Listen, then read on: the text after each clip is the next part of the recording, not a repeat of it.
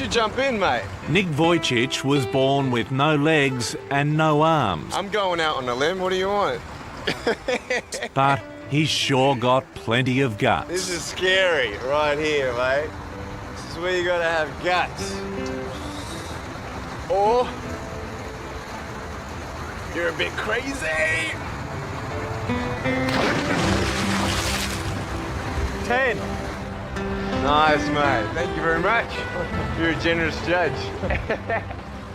This 25-year-old Australian is climbing over every obstacle life puts in front of him, and he's doing it with style.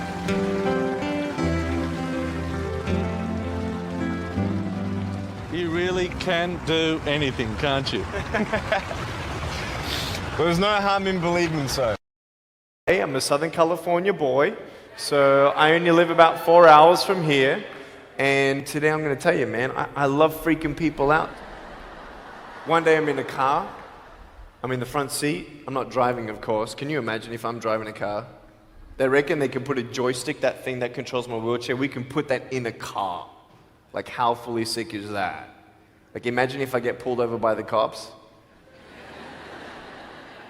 Can I have your driver's license, please? Yeah, but it's over there. You're going to have to get it. Imagine if I'm in big trouble. Put your hands up.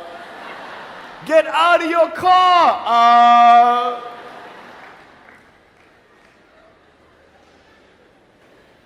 So I'm in the front passenger seat. We're at the traffic lights, and this car comes up next to us, and this girl's looking at me. And I'm looking at her. She's looking at me. I'm looking at her. She's looking at me. I'm looking at her. All she sees is my head, right? She has no idea that I have no arms, no legs. So I'm thinking, cool. I'm gonna freak you out.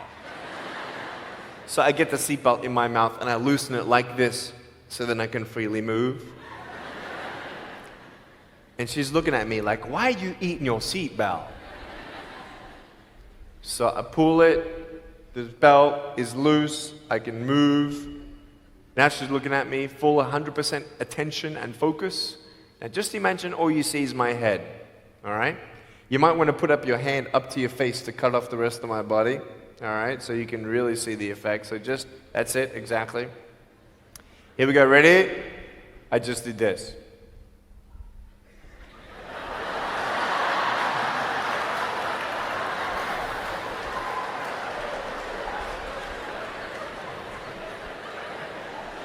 And her face, man, she was like, she nearly ran the red light, man. It was so good. My parents always said, Nick, you don't know what you can achieve until you try it. And the doctors looked at me and said, he's not going to walk, he's not going to go to school, he's not going to do anything in his life. And then my parents, they just loved me like crazy and said, you got to try.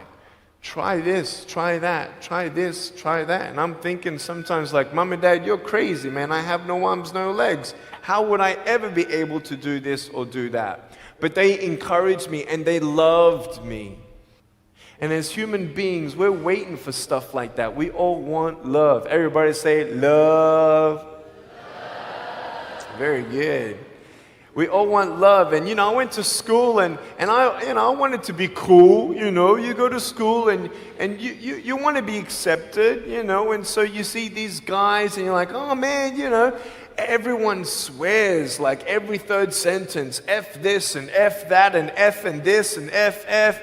Like what? Like they think they're cool, And so I'm thinking, man, maybe I need to be like them to be cool. And then you compare each other with how we look, and I wish I was smarter, I wish I was taller, I wish I was shorter, I wish I was more popular, I wish I did this, I wish I didn't have that. I wish my life was different. That was me when I was about 8 years old. I looked at myself and I looked at everybody else, and everyone else had more than me. And I'm asking, why? Why me? Have you ever asked the why me questions, but get nowhere? If I had no answers from the doctors, and if I had no answers from my parents, I still have a choice every day in my life to keep going or give up. You see this book up here? This is my favorite book in the whole wide world. This is my favorite book, the Bible. And here I am.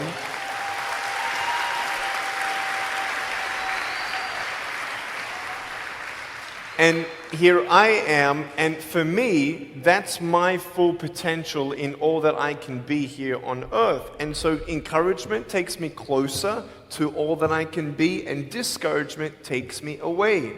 You see, it only takes 3 seconds for someone to tease me when I was at school and just say, hey, you're ugly. Yeah, you can't do this and you can't do that.